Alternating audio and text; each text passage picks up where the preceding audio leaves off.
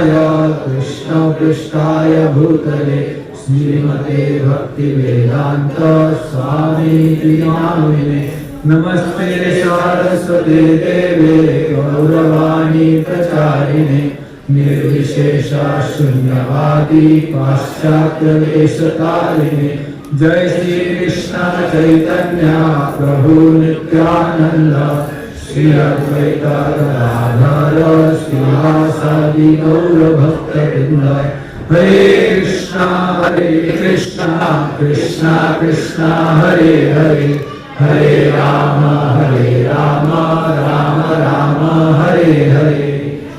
हरे कृष्णा। बहुत बहुत धन्यवाद। मुझे आप लोगों ने ये गौर पूर्णिमा में कुछ कथा करने का मुझे सुযোগ दिया। एक्चुअली फेस्टिवल से मुझे डरता हूँ थोड़ा इधर बैठने के लिए, मेरा कोई जगह तो नहीं इतने सारे भक्तों के साथ बैठ के कथा करने का। बट हमारा मैनेजमेंट टीम ने बोला कि नहीं आपको ही कथा करना पड़ेगा, हमें कोई टीचर नहीं मिल रहा है।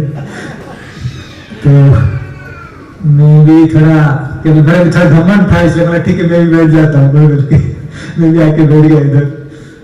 पता नहीं कितना आपको कितना आनंद दे सकता हूँ, मैं कोशिश करूंगा। मैं कुछ कथा करूंगा जो भी जिसके द्वारा मेरा शुद्धिकरण हो और आप लोग मानेंगे। ऐसे देखेंगे तो चैतन्य महाप्रभु का जो लीला अनंत है। अद्यापि हो आदि से अनंत श्री मुखे गाये न चैतन्य जैसा सीमा नहीं देखे। अद्यापि हो अनंत से आदि से अनंत श्री मुखे, आज तक अनंत से अनंत श्री मुख से चैतन्य महाप्रभु का लीला को वर्णन कर रहा है। वर्णन करते करते बाद में उनको शर्म आया, बोला अभी किसको मैं शक्ल दिखाऊं, इसलिए पाताल लोक में गए।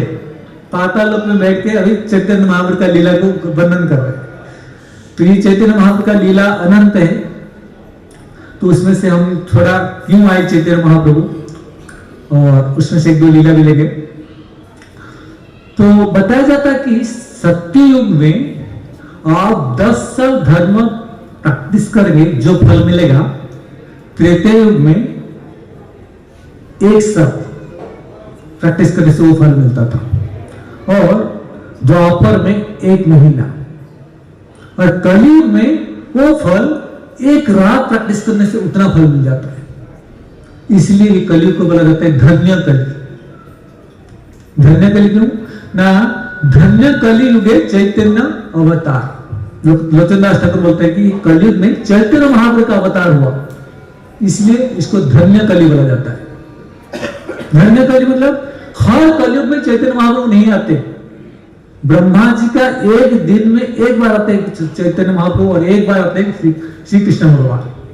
जब श्री कृष्ण भगवान अलग युग में आते हैं, अलग द्वापर में आते हैं, उनका नाम रहता है वासुदेव कृष्ण।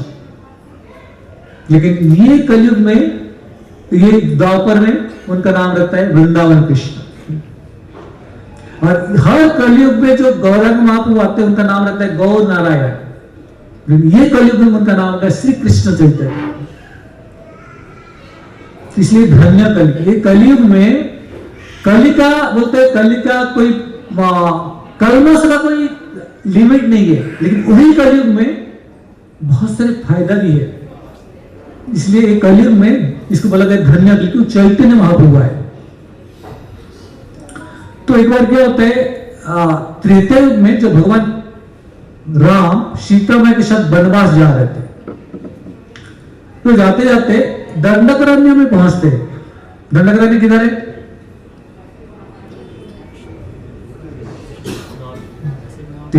दंडकारण्य पहुंचते। दंडकारण्य में देखते हैं बहुत सारे हड्डियों का एक पहाड़ बना होता है।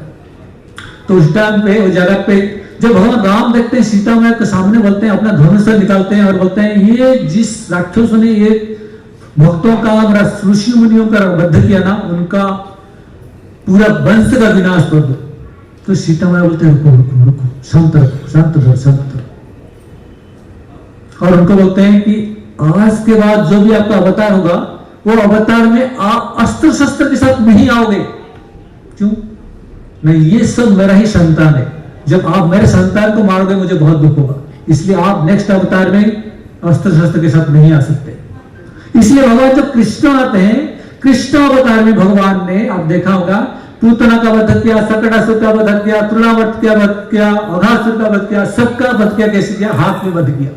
वध करते करते जब अरिष्टासुर का वध किया, फिर से राधा रानी ने कृष्ण के साथ नाराज हो गए, बोले कि आपने प्रतिज्ञा किया था कि कोई भी असुर का वध नहीं कर, लेकिन अरिष्टासुर, तो भगवान बोलते ये बैल नहीं है, अरिष्ट असुर है, असुर का मैंने वध किया। फिर भी राधा रानी बोलती है नहीं, नेक्स्ट जन्म में मैं आपका हृदय में छुप के रहूंगी और आपको ऐसा करने नहीं दूंगी। इसीलिए वो नेक्स्ट अवतार में राधा रानी का भाव में आए कृष्ण। कैसे हुआ? फिर आप ये भी देखेंगे कि जब भगवान राम वनवास करते करते नवद्वीप धाम में पहुंच गए, मधुम द्वीप में, उस टाइम पे वो ध्यान में चले जाते हैं। तो सीता मैया उनको प्रश्न करती है क्या हुआ? तो भगवान बोलते हैं कि आगे जाके कलयुग में मैं इस जगह पे जन्म लेने वाला हूं और ये जगह पे मैं गौर नारायण रूप में, श्री कृष्ण चैतन्य रूप में आऊंगा, और उस टाइम पे आप मेरा पत्नी बन के आओगे, जिस टाइम पे आपका नाम रहेगा विष्णु प्रिया, लक्ष्मी प्रिया, और उस टाइम पे मैं आपको छोड़ के संन्यास ग्रहण करूंगा।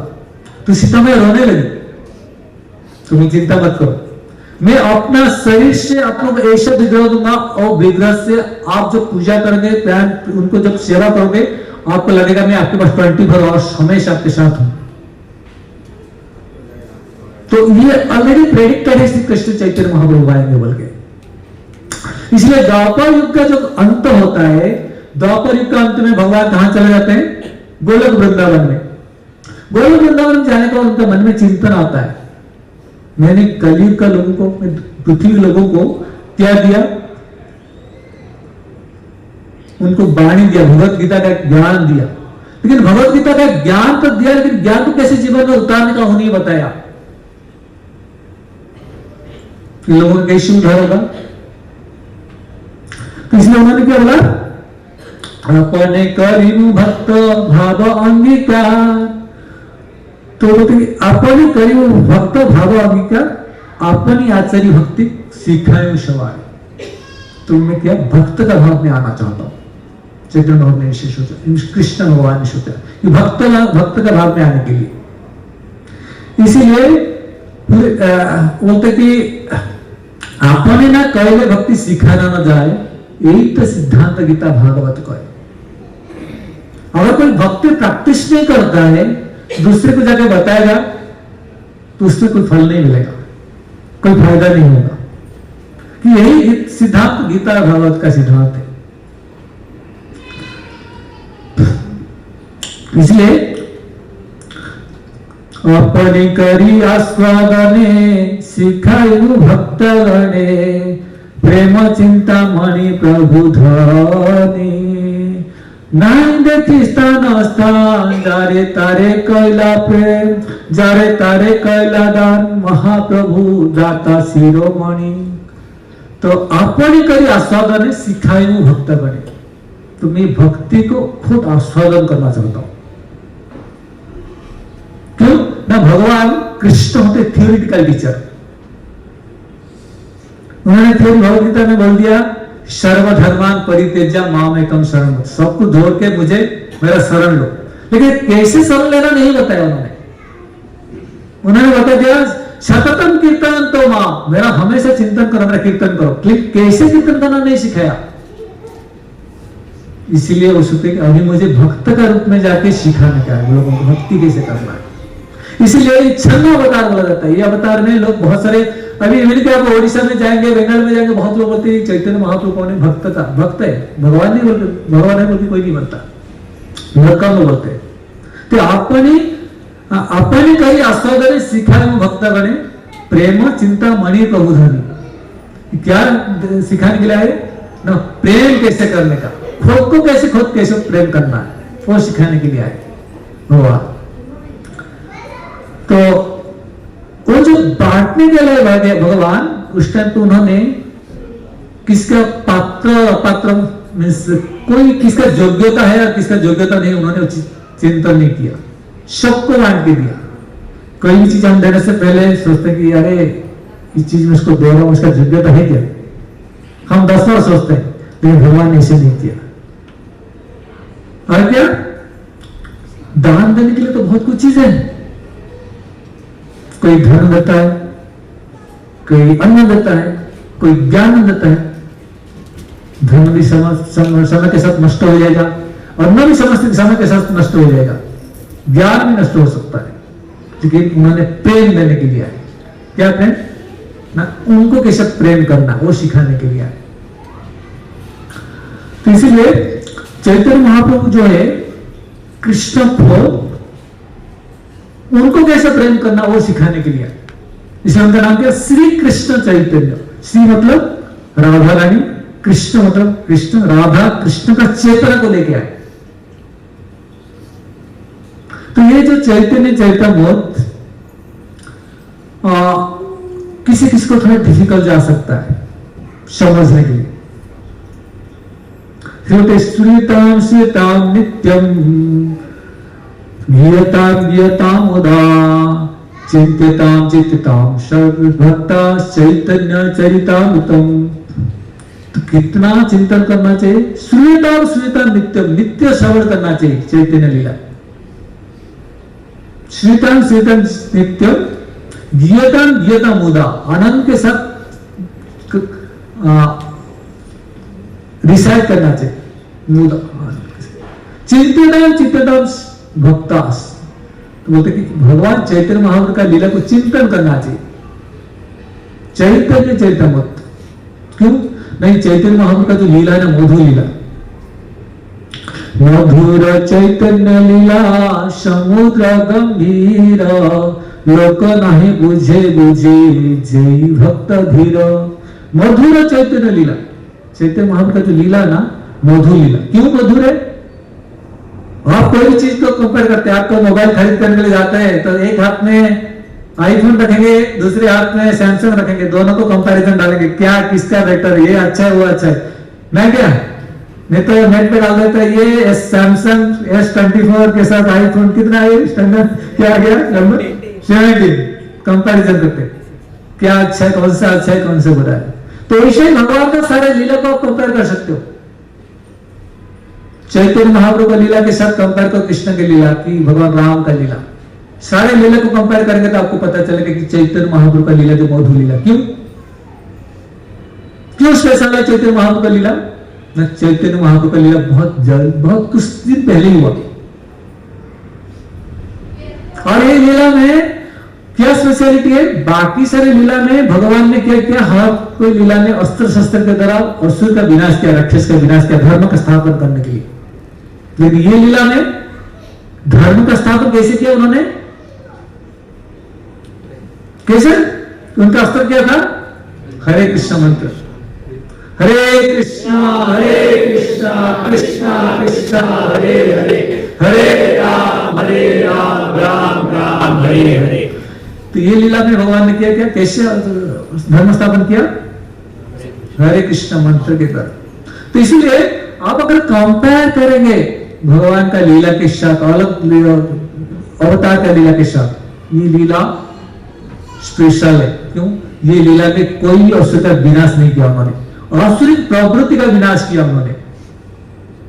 क्यों ना, वो राधा रानी के भाव में आए थे। मां का प्रेम जो होता है वो अनंत होता है, और उसके साथ राधा रानी और कृष्ण का प्रेम का कॉम्बिनेशन है उनके पास, इसलिए उनका हृदय बहुत ही गंभीर था। इसलिए मधुर चैतन्य लीला समुद्र गंभीर, जैसे समंदर का डेप्थ को हम मेजर नहीं कर सकते, बहुत डीप रहता है, ऐसे ही चैतन्य महाप्रभु का लीला बहुत डीप है। लोगों नहीं बुझे बुझे जय जन, लोग नॉर्मल लोग बुझे उसको समझ नहीं सकते।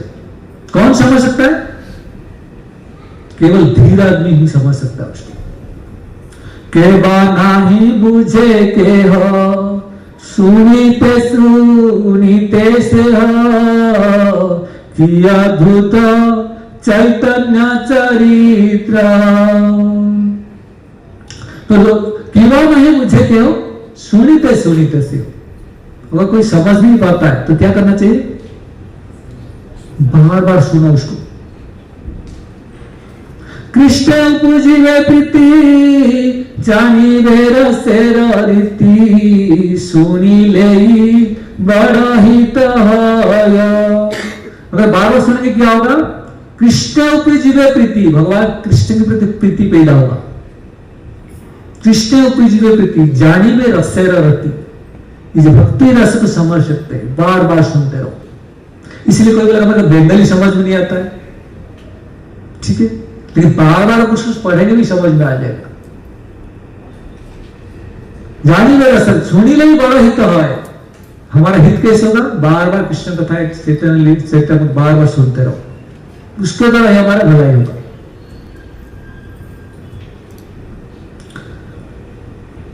इसलिए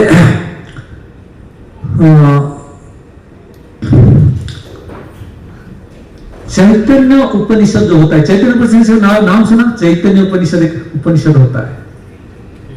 तो बोलेगा अरे ये तो चैतन्य चैतन्य कृष्णदास कविराज गोस्वामी ने बंगाली में लिखा है, थोड़ी शास्त्र है। शास्त्र होगा तो संस्कृत में लिखा होगा तभी तो हम शास्त्र मानेंगे, नहीं तो इसको कैसे शास्त्र के रूप में मानेंगे।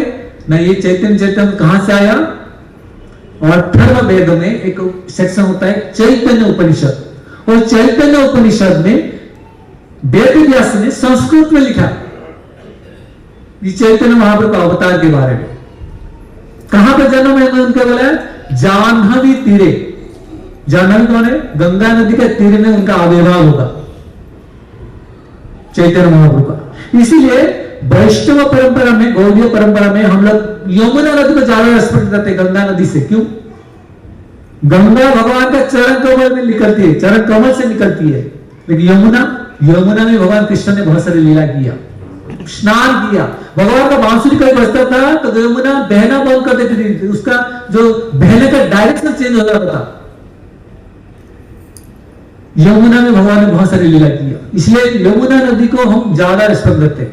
लेकिन ये जो नवद्वीप धाम वाली जो गंगा है, यमुना से भी बड़ी है। क्यों, इस पानी में चैतन्य महाप्रभु ने बहुत सारी लीला किया, इसलिए ये जो गंगा भी हमारे लिए बहुत ही इंपॉर्टेंट है। तो जाह्नवी तीरे नवद्वीप धाम में उन्होंने वो आविर्भाव हुए। और क्या, ये इस बार गौ नारायण रूप में नहीं आएंगे, दो ही हाथ में, उनका 2 हाथ रहेगा, 4 हाथ नहीं, नारायण रूप में नहीं आएंगे, कैसे योगी रूप में रहेंगे, संन्यास रूप में रहेंगे। ये सब अथर्ववेद में लिखा गया, आज की बात नहीं है, जब वेदव्यास ने लिखा उस टाइम पे लिखा गया। और क्या लिखा गया ना, ठीक है, कोई आम आदमी रहेगा संन्यास लेगा नहीं, वो त्रिगुणातीत रहेंगे, 3 गुण से बाहर रहेंगे, त्रिगुणातीत सत्व रूप में रहेंगे, सत्व गुण में, विशुद्ध सत्व है। और क्या करेंगे, भक्ति का कार्य को, भक्ति को लोके कर्ष्यति, भक्ति को पृथ्वी लोक में प्रचार एवं प्रसार करेंगे। ये सब ऑलरेडी अथर्ववेद में बताया गया। तो एक बार चैतन्य महाप्रभु जगदानंद पंडित के साथ हरिहर क्षेत्र में होते हैं, नवद्वीप धाम में। तो ये प्रेम विभक्त बल के एक शास्त्र होता है जिसमें जगदानंद पंडित ने लिखा, उन्होंने इसमें मेंशन करते हैं। तो चैतन्य महाप्रभु जगदानंद पंडित के साथ जब होते हैं उस टाइम पे देखते हैं एक पेड़ में एक तोता बैठा रहता है। तो जगदानंद पंडित को चैतन्य महाप्रभु बोलते, जगदानंद देखो देखो, ये तोता ना, ये भागवत का कथाकार है, इसने ही श्रीमद् भागवत का कथा किया था। फिर चैतन्य महाप्रभु तोता को बोलते हैं, ए शुक्र बोलो, राधा कृष्ण का नाम बोलो। तो सुनता नहीं, दोबारा बोलते राधा कृष्ण का नाम लो, क्योंकि ये सारे शास्त्र का निचोड़ है राधा कृष्ण का नाम लेना। तो तोता नहीं सुनता, तीसरी बार बोलते हैं, तो तीसरी बार जैसे बोलते हैं तोता बोलता है गौरांगा गौरांगा गौरांगा, बोलते जोर से बोलता है, बोले गौरांगा गौरांगा गौरांगा गौरांगा गौरांगा। जैसे गौरांगा गौरांगा बोलते हैं, चैतन्य देखो जगन्नाथ में तोता ना पागल है, अरे सारे शास्त्र का निचोड़ है राधा कृष्ण का नाम लेना, ये पागल है, गौरव का नाम ले रहा है। तो चैत्र बोलता है तोता तुम क्या पागल हो गया, शुक्र कृष्ण का नाम लो, राम राधा कृष्ण का नाम लो, सारे शास्त्र का निचोड़ है। तो तोता बोलता है, शुक्र बोलता है आप मेरे को बताइए, जब मेरे सामने 3 अक्षर का नाम लेने से उससे ज्यादा मुझे फल मिलता है, मैं 5 अक्षर वाला नाम क्यों लूं? तो चैतन्य महाप्रभु को शर्म आता है, जगदानंद को देखो आप उसको सिखाने वाला थे, उसको सब कुछ मालूम है, शुक्र को सब कुछ मालूम है कि आप वही राधा कृष्ण गौरांग महाप्रभु के रूप में आए, उनको समझ में आए। तो वो चैतन्य महाप्रभु इस पृथ्वी पृष्ठ में क्यों आए, उसके बारे में हम चर्चा करेंगे।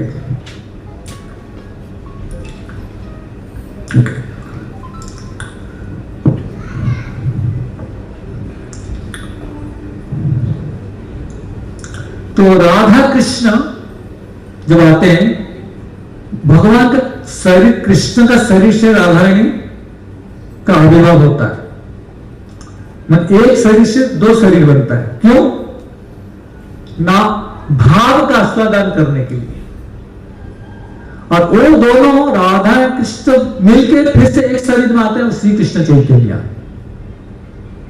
तो प्रश्न आता है ये श्री कृष्ण चैतन्य इस मूड में क्यों आए? कृष्ण का गलत क्या है? श्याम सुंदर। गौर सुंदर के आने का क्या जरूरत था? न राधा रानी का भाव है, राधा द्विती के रूप में राधा रानी का भाव और राधा रानी के कलर को ले गया। क्यों ले गए? उसका कारण है, तो भगवान कृष्ण जब देखते हैं कि राधा रानी का जो प्रेम है, राधा रा महिमा प्रेम रस सीमा जगत जानत के, यदि गौ ना हो तो तबे की हुई। तो राधा रानी का जो प्रेम है कृष्ण के प्रति, संसार को इससे पहले 500 साल पहले राधा रानी कौन है बहुत ही कम लोगों को पता था। इससे पहले कोई मंदिर में केवल कृष्ण का पूजा किया जाता था, गोपाल कृष्ण का, राधा रानी के साथ पूजा नहीं किया जाता था 500 साल पहले। वो सोचते राधा रानी के साथ कृष्ण का विवाह नहीं हुआ, कैसे हम पूजा कर सकते हैं? लक्ष्मी नारायण जी का हो सकता है, रुक्मिणी द्वारकाधीश का हो सकता है, लेकिन राधा कृष्ण का नहीं हो सकता, क्योंकि राधा रानी का महिमा उनको मालूम नहीं था। इसलिए उनको राधा रानी का महिमा को किसने बताया जगत में? भगवान चैतन्य महाप्रभु। इसलिए राधा रा महिमा प्रेम रस सीमा जगत जगत में सिखाने के लिए चैतन्य महाप्रभु आए। तो फिर राधा रानी का भाव और राधा रानी का शरीर का कलर को लेके आए। क्यों ना? कृष्ण भगवान ने सोचा कि मेरे में क्या है जिसके साथ राधा ने मुझे इतना प्रेम करती है, वो मैं आस्वादन करना चाहता हूं। और मुझे प्रेम करने के बाद उनको इतना कैसे आनंद मिल सकता है? मैं वो प्रेम को आस्वादन करना चाहता हूं, एक्सपीरियंस करना चाहता हूं। ये चीज को एक्सपीरियंस करने के लिए भगवान कृष्ण चैतन्य महाप्रभु के रूप में आते हैं। तो इसीलिए और भी 2 कारण होता है, जैसा अद्वैताचार्य ने भगवान का बहुत प्रार्थना किया चैतन्य महाप्रभु को आने के लिए संसार में, उनका इच्छा को पूरा करने के लिए भगवान आते हैं। युग धर्म को प्रवर्तन करने के लिए आते हैं। ये 2 एक्सटर्नल रीजन से, और 2 इंटरनल रीजन हमने बताया, जैसे राधा रानी की इच्छा को पूरा करने के लिए, राधा रानी का भाव को समझने के लिए भगवान आते हैं।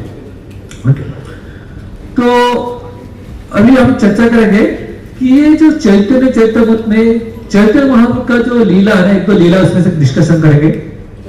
कैसे चैतन्य महाप्रभु का लीला बहुत ही अपार लीला है।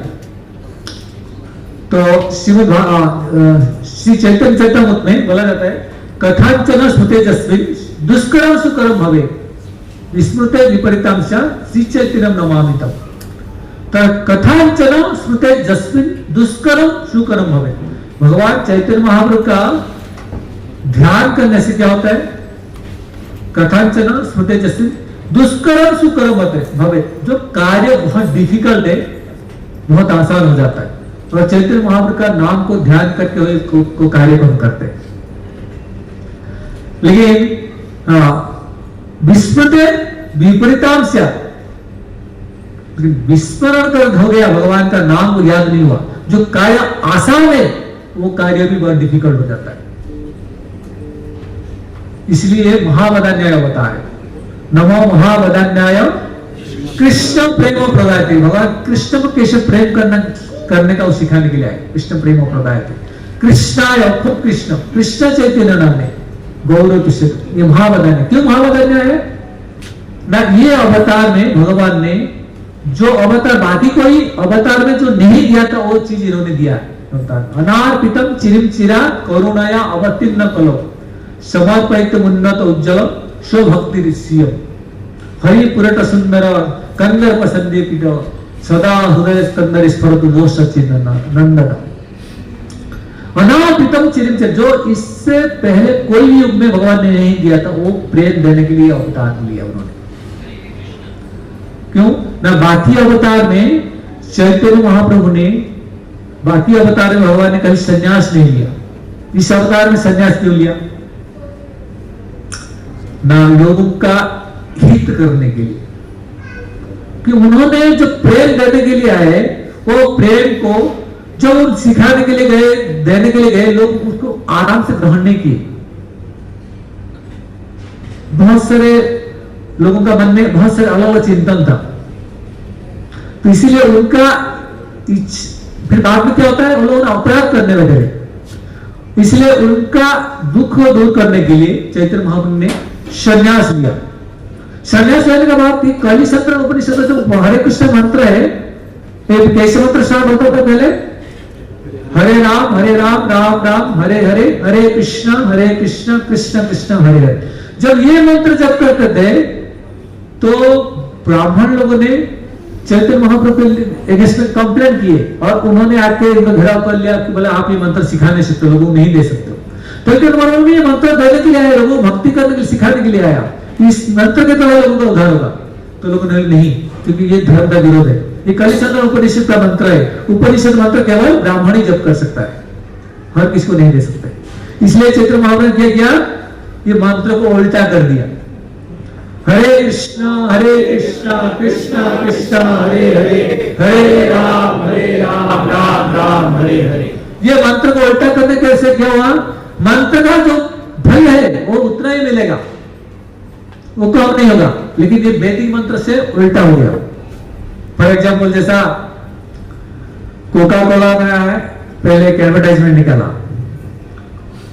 कोई आदमी काम करते करते उसका बॉस ने उसको बहुत डांटा, आदमी डिप्रेशन में चला गया, बाद में उसका दोस्त लाके कोका कोला पिलाया, एकदम हंसने लगा, नाचने लगा। पहला स्टेज डिप्रेशन, उसके बाद कोका कोला पी रहा है, तीसरा में नाचने लगा। तो उसके बाद कोका कोला का जो ये ना क्या बोलते हैं सेल बहुत बढ़ गया और बहुत प्रॉफिट कमाया, लेकिन वही एडवर्टाइजमेंट को लाके सऊदी अरेबिया में लगाया, डिप्रेशन में था, कोका कोला पिया, वो हंसने लगा, नाचने लगा। लेकिन सऊदी अरेबिया के लोग क्या करते, उल्टा करते। तो उल्टा करते उसमें क्या हुआ, वो हंस रहा था, कोका कोला पिया तो क्या हुआ, रोने लगा, तो उसमें कोई सेल नहीं हुआ कुछ। तो लोगों ने अभी सोचा क्या हुआ, ऐसे क्यों सेल कम हो गया? फिर बाद में पता चला हमने उसको उल्टा लगाया, उनका, क्योंकि लोग उल्टा पढ़ते हैं, तो इसलिए उन्होंने क्या किया, उल्टा लगा के फिर से भी किया, तो फिर कोका कोला सेल बढ़ गया। तो ऐसे ही चैतन्य महाप्रभु ने क्या किया, ये मंत्र को उल्टा कर दिया।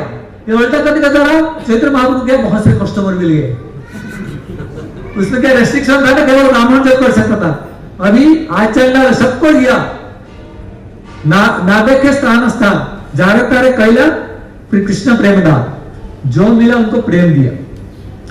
तो इसका क्या हुआ, पूरा विश्व में उस टाइम पे एक्चुअली चैतन्य महाप्रभु ने पूरा इंडिया में प्रचार किया। क्यों? उन्होंने ये सेवा रख दिया किसके लिए, कि मेरा सेनापति आएगा, वो प्रचार करेगा विदेश में जाके, उन्होंने सेवा रख दिया। तो इसलिए एक भक्ति विनोद ठाकुर का ना, हम लोग तो कौन से श्लोक में जा रहे थे, कथाचन स्मृति जस्मिन दुष्कर्म सुकर्म हो गए। अगर चैतन्य महाप्रभु का नाम को ध्यान करके हम कोई भी कार्य करते हैं तो क्या होता है, बहुत कष्ट काम भी आसान हो जाता है। लेकिन अगर उनको याद नहीं करते, कोई कार्य करते, तो बहुत आसान का काम भी कष्ट हो जाता है। तो इसीलिए भक्ति विनोद ठाकुर, मतलब आप लोग भक्ति विनोद ठाकुर का नाम सुना? भक्ति विनोद ठाकुर जब जन्म हुआ, उनका 2 साल में बहुत ही वो इंटेलिजेंट है, और 2 साल में उन्होंने कविता वगैरह पढ़ना चालू कर दिया, 7 साल में लिखना चालू कर दिया, और बहुत ही बड़ा इंटेलेक्चुअल पर्सन, स्कॉलरली पर्सन थे। और किसी के साथ भी वो डिबेट करते थे, उसको परास्त करते थे, और उसमें से उनका आनंद मिलता था। एक बार कोई आदमी आता है उनके पास, उनको प्रश्न करता है, बोलता है कि आप ये डिस्कशन करते हो, डिबेट करते हो, इसके तरह आपका क्या फायदा होता है? लोगों का कल्याण क्या होता है, मतलब बताओ। इसमें लोगों का कल्याण भी नहीं होता है और आपका भी कोई फायदा नहीं होता है। तो भक्ति विनोद ठाकुर जाके रात को बैठ के चिंतन करने लगे, तो क्या है? तो उस टाइम पे उनको याद आया, मैं चैतन्य चेतन पढ़ता हूं। तो चैतन्य चेतन ढूंढने लगे, चैतन्य चेतन तो उनको मिला नहीं, वो बहुत ढूंढने लगे। फिर बाद में चैतन्य चेतन मिला, फिर पढ़ने लगे, उनको समझ में नहीं आ रहा था। एक दिन रात को बैठ के चैतन्य महाप्रभु को प्रार्थना किया, तो आप कौन हो? अब बताइए, आपके बारे में जानना चाहता हूं, मुझे थोड़ा विश्वास दीजिए, आपका नाम पे थोड़ा रुचि दीजिए, कथा में रुचि दीजिए। तो नेक्स्ट डे प्रार्थना करके सुबह उठे, उनका जीवन में बहुत बड़ा परिवर्तन आया, और इतना बड़ा परिवर्तन आया जो परिवर्तन के द्वारा उन्होंने आगे जाके उन्होंने प्रेडिक्ट किया कि आगे जाके ये भक्ति का प्रसार। उन्होंने चैतन्य महाप्रभु का टीचिंग्स को लिख के विदेश में भेजा पहली बार। तो ये जो श्लोक उनका जीवन में बहुत परिवर्तन लेके आए। तो हम चैतन्य महाप्रभु का एक तो लीला चर्चा करेंगे हम आज।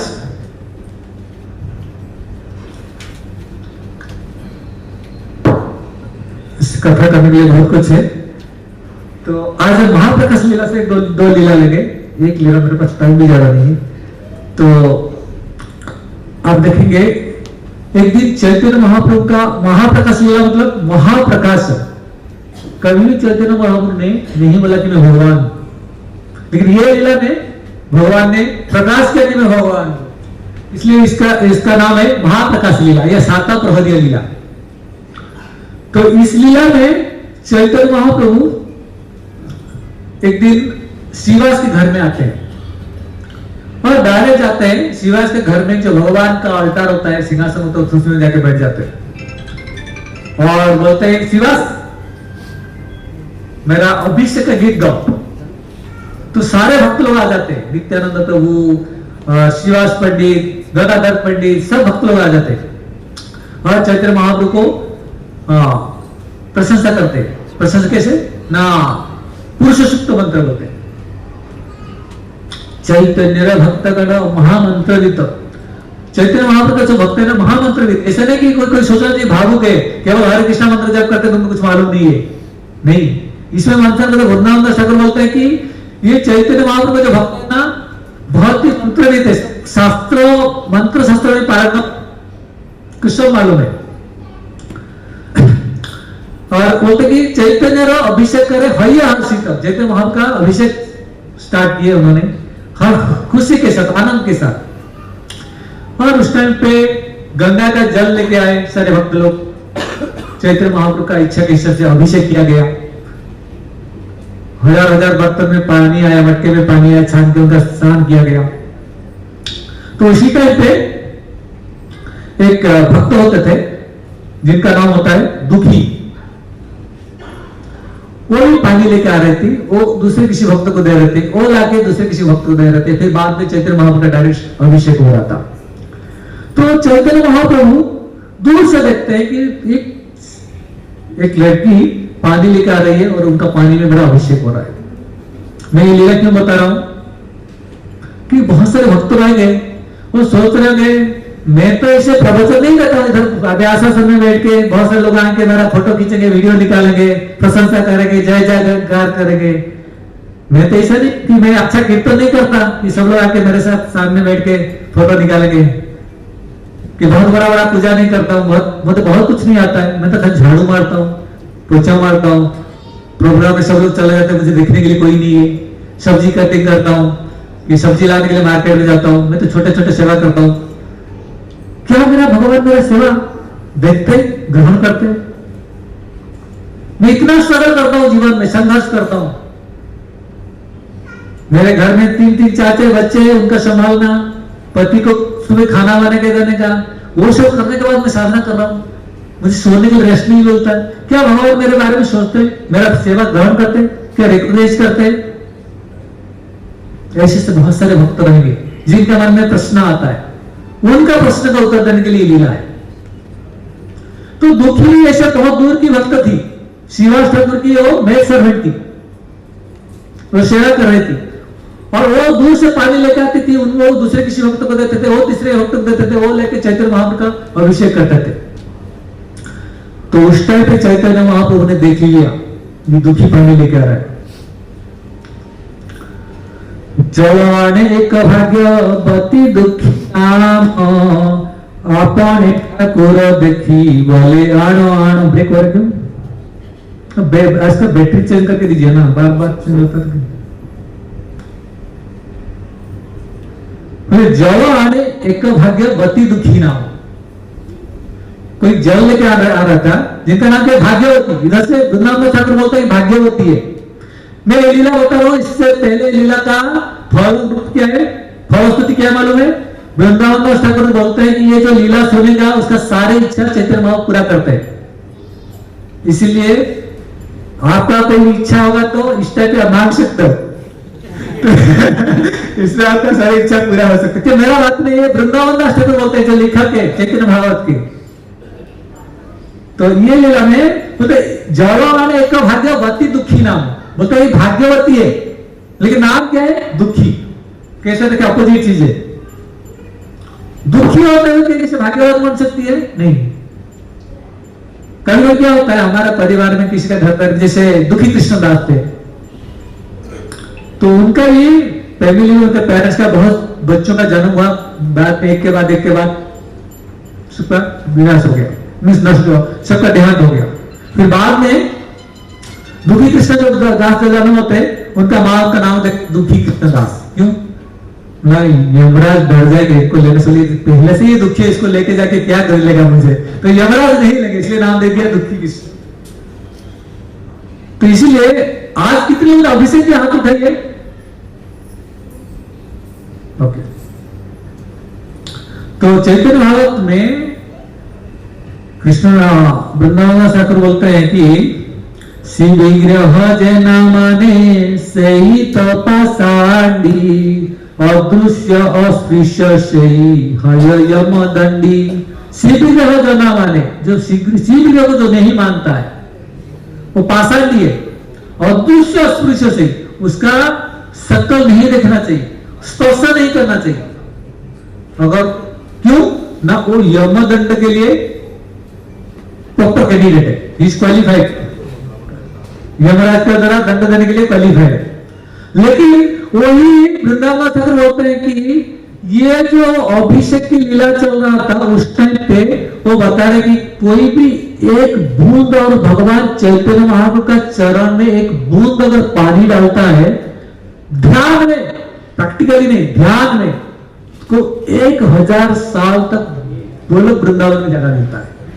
एक बूंद पानी अगर भगवान का चरण कमल में डालते हैं तो क्या 1000 साल गोलोक वृंदावन में। अगर आपने सोचिए आज 1 लीटर पानी डाला भगवान के ऊपर, तो कितना 1000 साल के लिए आपने कमाई कर लिया। तो ये अभिषेक का फल है। तो ये अभिषेक चल रहा था वृंदावन ठाकुर। तो बोले कि भाग्यवती दुखी नाम, जिनका नाम दुखी है। और चैतन्य महाप्रभु ने देख लिया और क्या बोला, आपने ठाकुर देखी बोले आनो आनो। चैतन्य महाप्रभु ने जैसे देखा दुखी को, उन्होंने उनका सेवा ग्रहण कर लिया। बहुत पीछे थी दुखी, लेकिन चैतन्य महाप्रभु उनका सेवा का ग्रहण कर लिया और उन्होंने डायरेक्ट बोला आ जाओ मेरे पास आओ, मेरे को डायरेक्ट मेरा अभिषेक करो। आपने ठाकुर तार भक्ति योग देखी, दुखी नाम घुचाइया रखिले न सुखी। तो आपने ठाकुर तार भक्ति योग देखी, जैसे चैतन्य महाप्रभु ने देखा, क्या देखा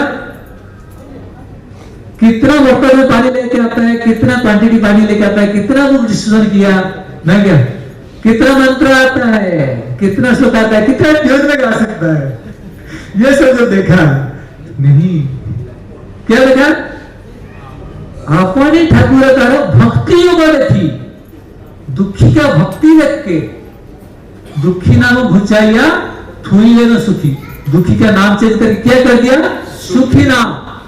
अभी हम दीक्षा के लिए 5 साल 7 साल 10 साल वेट करते हैं, दीक्षा मिलेगा दीक्षा मिलेगा दीक्षा मिलेगा। चैतन्य महाप्रभु ने एक मोमेंट में देखा, बुलाया, डायरेक्ट दीक्षा दिया। क्या चाहिए बताओ, क्या योग्यता चाहिए, भक्ति योग देखी, उनका योग्यता देखा, क्या भक्ति देखा और दे दिया। वैसे चैतन्य महाप्रभु ने और भी किसका दीक्षा तुरंत दिया, किसका नाम बताओ, नाम मालूम है,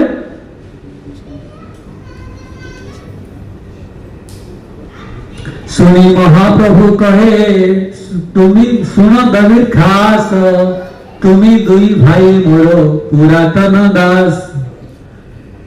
सुनी महाप्रभु बोले दबीर खास, दबीर खास कौन है, रूप सनातन, तुम्हें दुई भाई मोरो पुरातन दास, तुम दोनों मेरा पुरातन दास है, आज की बात नहीं, क्यों न सनातन गोस्वामी रूप गोस्वामी लेटर लिखते थे चैतन्य महाप्रभु, हमें ग्रहण कीजिए, आपका अलावा हमारा जीवन में कुछ नहीं है, हम तो मुसलमान का नवाब हुसैन शाह का दरबार में है, उसका सेवा करते हैं, लेकिन हमारा मन आपके पास है, हम आपकी सेवा करना चाहते हैं, आप हमें ग्रहण कीजिए। लेकिन चैतन्य महाप्रभु कभी भी लेटर का उनको उत्तर नहीं दिया।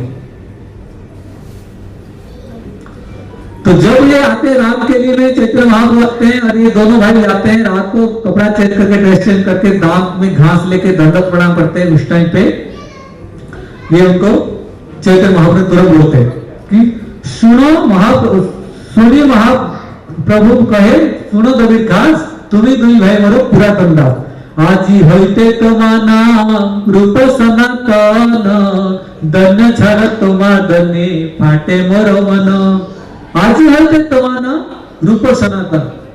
तो तुरंत उधर क्या क्या दिखा दे दिया, आजी होते तुम्हारा रूप सनातन, आज से आपका नाम क्या हो गया, रूप सनातन। धन्य छाड़ो तुम्हारा धन्य फाटे मोरो मन, आप दोनों धन्यता छोड़ दो। हम भक्ति में आते तो हम भक्ति में सिखाते हैं आप धन्य बनो, धन्य बनो, नम्रता बनो, लेकिन इनका नम्रता इतना था, चैतन्य महाप्रभु बोलते कि आपका धन्यता के द्वारा मेरा हृदय फट रहा है, आप धन्यता छोड़ दो। ये जगह पे भी उन्होंने क्या किया, तुरंत उन्होंने दिखा दिया। तो ये जगह पे हमारे योग्यता क्या दिख रहे हैं चैतन्य महाप्रभु, भक्ति कितना, क्या हम उनका प्रेम कर रहे हैं, वो अगर है क्लियर। तो इसीलिए हम बहुत सारी जगह पे हम सेवा करते हैं, हमारा एक की इच्छा रहता है कि क्या हमारा सेवा भगवान ग्रहण करते हैं, नहीं करते, भगवान ग्रहण करते हैं। एक वृंदावन में एक स्त्री होती थी प्रभुपाद के टाइम पे, और वो राधा दामोदर मंदिर का बाजू में रहती थी। वो डेली रात को 4 बजे जाके यमुना नदी से पानी लेके मटके में भर के राधा दामोदर के लिए लेके आती थी। 80 साल उम्र में, इतना दूर, बहुत दूर है राधा दामोदर मंदिर से यमुना नदी, चलने में बहुत तकलीफ होता था, इतना ठंडी में वो डेली लेके आती थी, और वो पानी लेके भगवान का मंदिर के सामने रख के चली जाती थी। केवल ये चीज किसको मालूम था, केवल ब्राह्मण को पता था जो पूजा करते थे, और प्रभुपाद को पता था, और किसको मालूम था क्या भगवान का सेवा ग्रहण करेंगे नहीं करेंगे। इसलिए होप अगेंस्ट होप, हमारा आशावान होना चाहिए, आज नहीं तो कल हमें भगवान ग्रहण करेंगे, ऐसा होना चाहिए। कि आप देखेंगे दुखी कृष्णदास जो हम चर्चा कर रहे थे, कौन है दुखी कृष्णदास, दुखी कृष्णदास होते श्यामानंद पंडित, बाद में जिनका नाम हुआ श्यामानंद पंडित, बहुत कलाली पर्सन है, उड़ीसा में बंगाल में बहुत प्रचार किया उन्होंने, अभी उनका ही परंपरा चल रहा है बोले तो उड़ीसा में। तो श्यामानंद पंडित का उनका पहले का नाम था दुखी कृष्णदास। वो जीव गोस्वामी के पास जाते पढ़ाई करने के लिए, भागवत का पढ़ाई करने के लिए। जीव गोस्वामी उनको बोलते आप निधु बन जाओ, उसमें झाड़ू मारो।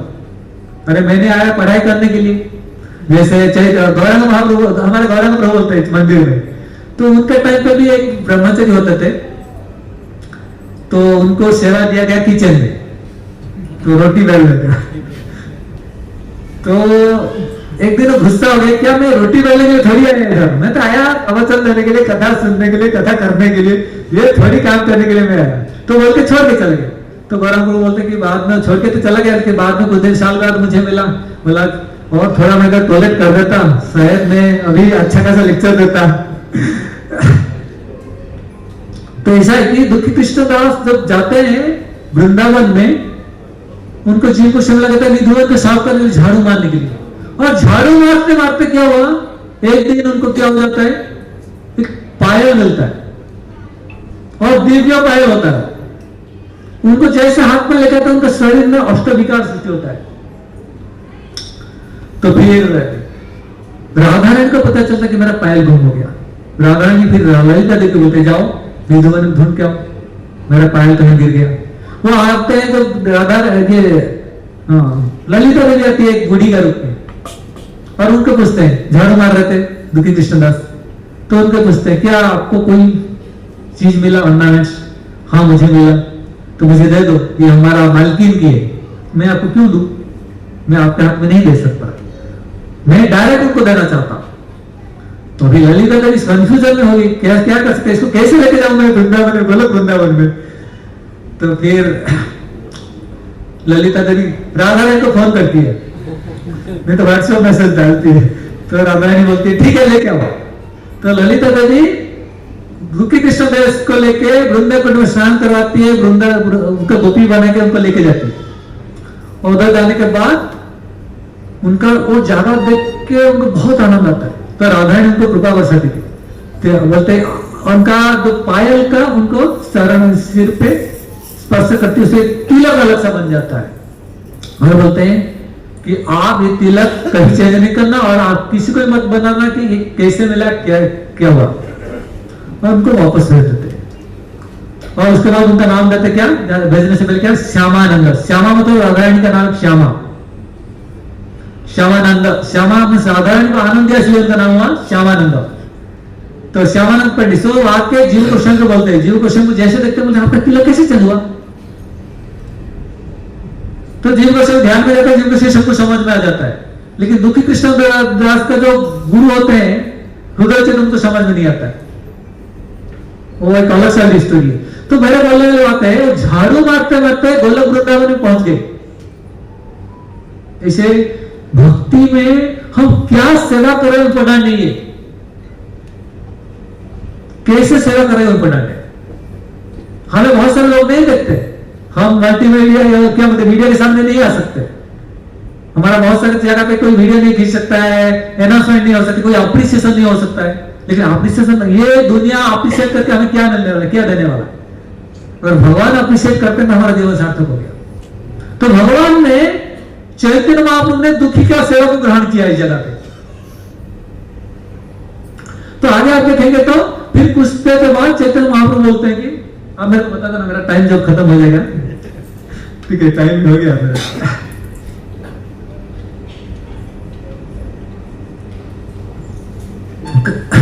तो चैतन्य महाप्रभु उनको बोलते हैं, भक्त लोग बोलते हैं एक भक्त है मेरा श्रीधर, उसको लेकर आओ।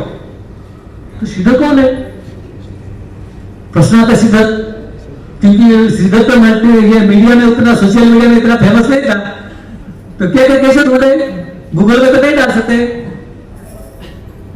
तो उन्होंने प्रश्न किया कैसे श्रीधर को पहचानेंगे। तो चैतन्य महाप्रभु बोलते हैं मेरा ये जो भक्त है ना, गांव का जो अंत में है ना एक छोटा सा कुटिया में रहता है, और रात भर वो हरे कृष्ण मंत्र जोर से चिल्ला के बोलता है, हरे कृष्णा कृष्णा कृष्णा हरे हरे, हरे राम राम राम हरे हरे। आप ढूंढते जाओ, जहां पे आपको दिखेगा कि कोई भक्त जोर से मेरा नाम ले रहा है, कीर्तन कर रहा है, इनको पकड़ के लेकर छू जाते हैं सभी भक्त लोग। और वो जहां पे पहुंचते हैं उधर देखते हैं श्रीधर जोर से हरे कृष्ण मंत्र जप कर रहे हैं। उनको भाई अरे श्रीधर ऐसा, उनका ऐसा भाव क्यों है ना। श्रीधर दिन रात भगवान का जो नाम लेता है, नाम के द्वारा क्या होता है ना, बहुत सारे लोग पसंद नहीं करते श्रीधर का नाम, क्यों ना? लोगों को लगता है ये इतना जोर से हरे कृष्णा मंत्र जप करता है, हमारा नींद नहीं होता है, पहली बात हमें डिस्टर्ब करता है। और लोग सोचते हैं अरे ये कृष्ण का नाम इतना लेते, कभी कभी लोग आके श्रीधर को बोलते थे, श्रीधर तुम्हें कृष्ण का नाम दिन रात लेता है, तुम्हें क्या मिला बताओ? देखो हम दुर्गा का पूजा करते हैं, चंडी का पूजा करते हैं, हमारे घर में कोई चीज का कमी नहीं है, हमारा स्टेटस देखो, कपड़ा देखो, खाना देखो, बहुत ही ऊपर है। तुम ये सब क्यों कर रहे हो? तुम ही दुर्गा पूजा करो, तुम्हारे सारे प्रॉब्लम सॉल्व हो जाएगा। तो सीधा उसमें से कोई परिवर्तन नहीं होता था, सीधा रात को भगवान का नाम जप करते थे। तो ये सारे भक्त लोग आते हैं श्रीधर को बुलाने के लिए। जब श्रीधर को बुलाने के लिए आते हैं तो श्रीधर का छोटा सा कुटिया के अंदर देखते हैं, वो कुटिया में क्या, दिन में सूर्य देखते हैं और रात को चंद्रमा दिखते हैं। बारिश होता तो घर के अंदर छतरी लेके बैठना पड़ता श्रीधर को, ऐसे था। और बर्तन बोलते कि बर्तन लोखंड का बर्तन, वही बर्तन में सब कुछ, पीने का पानी, खाना, सब कुछ वही बर्तन में। उनका क्या जीविका था? वो केले का पेड़ को खरीद करते थे, उसका पत्ता को बेचते थे, उसका स्टेम को बेचते थे, उसका रूट को बेचते थे, केला को बेचते थे, उसके द्वारा उनका मिल के मेंटेनेंस करते थे, खुद का मेंटेनेंस करते थे। उसमें से जो आता था उसमें से आधा गंगा देवी के सेवा में लगाते थे और आधा खुद का सेवा में लगाते थे। तो ये सारे भक्त लोग जाके जैसे पहुंचते श्रीधर के पास, श्रीधर को बोलते कि चैतन्य बाबा को बुला रहे, आओ मिलने के लिए। तो जैसे श्रीधर सुनता है ऐसे मूर्ति को भी ले जाते हैं। मेरा भाग्य कहाँ अनंत ब्रह्मांड के नायक गौर भगवान वो मुझे याद कर रहे हैं। तो श्रीधर मूर्ति तो गिर जाते हैं और उसको ऐसे उठाने लगे जाते हैं भक्त लोग। जैसे चैतन्य महाप्रभु के पास सकते हैं तो चैतन्य महाप्रभु उठो उठो, श्रीधर देखो मेरा रूप। श्रीधर जैसे आंख खोलता है तो चैतन्य महाप्रभु उस टाइम पे कृष्ण का रूप को दिखाते हैं, भगवान कृष्ण का। उनके बांसुरी बजाते हुए, उनका राइट हैंड साइड में बलराम है और बाकी साइड में नारद मुनि, चतुष्कुमार, ब्रह्मा जी, विष्णु जी सब उनको प्रार्थना करे, आरती उतारे। और जैसे कीर्तन जैसे देखता है श्रीधर जी, ऐसे फिर से मुझे तो गिर जाते। तो चैतन्य महाप्रभु फिर से उठाते तो बोलते हैं क्या श्रीधर आपको याद है न किस चीज की बात? बचपन की बात याद है? तो श्रीधर को तभी याद आता है, तो बैकग्राउंड में जाता है, फिर पास्ट में क्या हुआ था। तो चैतन्य महाप्रभु जब नवद्वीप में निमाय पंडित के रूप में थे, वो डालते थे कहा? श्रीधर का दुकान में। 2 घंटा आर्गुमेंट करते थे, बोलते थे अरे श्रीधर तुम्हारा केले का रेट बहुत ज्यादा है, वो दुकान में सस्ता है, उधर भी सस्ता है, तुम इतना ज्यादा तुम चिट्ठी करता है। तो श्रीधर नहीं, मैं तो जितना कमाई करता हूँ, मेरा कमाई कुछ है ही, थोड़ा बहुत कमाई होता है, उसमें से मैं गंगा माता को आधा दे देता हूँ, आधा थोड़ा मेरा उसमें परिवार के लिए मेंटेनेंस होता है, कोई सीटिंग नहीं। आपको अगर ज्यादा कुछ कहीं कम मिलता है तो उधर से ले लो, नहीं मुझे इधर से ही लेना। तो चैतन्य बाबू के साथ आर्गुमेंट करते थे और बोलता था तुम इसको मेरे को आधा रेट में दे दो।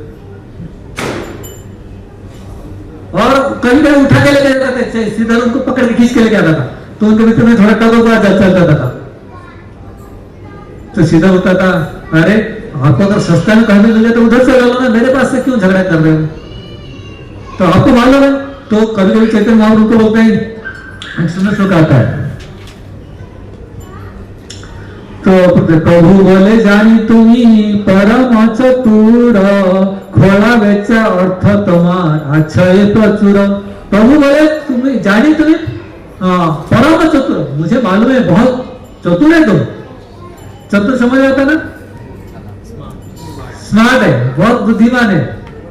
खोला बेचा अर्थ तुम्हारा अच्छा है प्रचुर, अरे तुमने केला बेच के बहुत धन इकट्ठा किया, बहुत पैसा है तुम्हारे पास। मैं तो गरीब आदमी हूं, मेरे पास कुछ नहीं, गरीब ब्राह्मण है, मेरे पास कुछ भी नहीं है, मैं तो खुद अपना घर को चलाने के लिए मेरे पास पैसा नहीं है। तो फिर चैतन्य महाप्रभु बोले ठीक है, जब टाइम आएगा मैं बताऊंगा। खोला बेचा अर्थ तुम्हारा अच्छा है प्रचुर। तो ऐसे दोनों के बीच में आर्गुमेंट चलता था। तो चैतन्य महाप्रभु बोलते हैं ठीक है, तुम गंगा को क्यों अर्पण करता है? वो चीज मुझे दे दो ना, वो जो डिस्काउंट मुझे दे दो, गंगा को देने का जरूरत नहीं। तो गंगा कौन है मालूम है? गंगा मेरा चरण से निकलती है। तो सीधा विष्णु विष्णु विष्णु, तो कितना कितना आरोग्य है, तो गंगा तुम्हारे चरण से निकलता है। हाँ, तुम जो भी लेना है लेके जाओ, ऐसा बात मत करो, मेरा कॉन्शियसनेस खराब हो रहा है। तो सीधा उनको छोड़ देते। तो फिर इस बार उनको बुलाया, तो सामने ये सब डिस्कशन हुआ। तभी श्रीधर को पता चला ये चैत्र महाप्रभु कौन है। तभी अभी चैत्र महाप्रभु बोलते हैं, आज आपको पता चला, खोला बेचा अर्थ तुम्हारा अच्छा है प्रचुर। मैंने बोला था ना तुम गरीब है, तुम्हारे पास कोई धन संपत्ति नहीं है, लेकिन तुम्हारे पास बहुत धन संपत्ति है। कौन सा धन संपत्ति है? ना, भक्ति का संपत्ति बहुत ज्यादा है। वो चीज मैं रिवील करना चाहता था दुनिया को, इसलिए मैंने ये लीला किया बोलते चैतन्य महाप्रभु। लेकिन चैतन्य महाप्रभु बोलते हैं लीला बहुत बड़ा है, मेरे पास टाइम भी नहीं है। तो बोलते हैं कि चैतन्य महाप्रभु उनको बोलते हैं कि मैं आपका शिवाय प्रश्न हो, कुछ तो वर मांगो। तो सीधा बोलते मुझे कोई वर नहीं चाहिए, कुछ नहीं चाहिए। तो क्यों, अरे मैंने इतना बड़ा दर्शन दिया, आप मेरा इच्छा तो पूरा, कुछ तो मांगो, ऐसे मेरे पास आके बिना खाली हाथ में कोई नहीं जाना चाहिए। तो बोलते ठीक, एक चीज मुझे, हाँ चैतन्य महाप्रभु बोलते हैं कुछ तो करो। सीधा बोलते हैं अरे आप शांत रहो ना, आप थोड़ा पीसफुल हो, इतना एंजाइटी इतना टेंशन में मत रहो, आप मुझे मोहित क्यों करते हो, मुझे कुछ नहीं चाहिए। तो चैतन्य बोलते अरे कुछ तो मांगो, कुछ तो मांगो। फिर सीधा बोलते हैं मुझे पहला दिन जो था, आप निमाई पंडित के रूप में जब आके 2-2 घंटा मेरे पास टाइम निकालते थे, वो दिन मुझे वापस दे दो। मैं वही चाहता था, वही ब्राह्मण के रूप में आके मेरे साथ 2 घंटा ऐसे आर्गुमेंट करे, मेरे साथ बात करे, मेरे साथ आर्गुमेंट करे, मेरे साथ टाइम समय निकाले, वो दिन मुझे वापस दे दो। तो ये भक्त का धन है। भक्त भगवान को यही धन चाहिए, भक्ति धन। भक्ति योग भक्ति योग भक्ति योग धन, भक्ति यही कृष्ण कथा श्रवण कीर्तन। ये भक्ति, यही भक्ति धन, भक्ति जो धन है, यही धन भगवान को चाहिए। पेशे महाप्रकाश लीला में भगवान ने श्रीधर के साथ रेसिप्रोकेट किया, जिसको कोई मालूम नहीं, जिसको कोई नहीं पहचानता था। दुखी के सेवा को ग्रहण किया, जिनको कोई पहचानता नहीं था। तो भगवान हमारा सेवा को ग्रहण करते, चाहे हमारा लोग हमारा सेवा कोई देख रहा है नहीं देख रहा है, लेकिन भगवान हमारा सेवा देखते हैं। हरे कृष्णा। मैं बहुत टाइम समय लिया, तो ऐसे महाप्रकाश लीला बहुत ही सुंदर है, आप लोग जाके पढ़िए, बहुत आनंद आता है। हरे कृष्णा। श्रीमान चैतन्य महाप्रभु की जय। हरे कृष्णा कृष्णा कृष्णा हरे हरे, हरे राम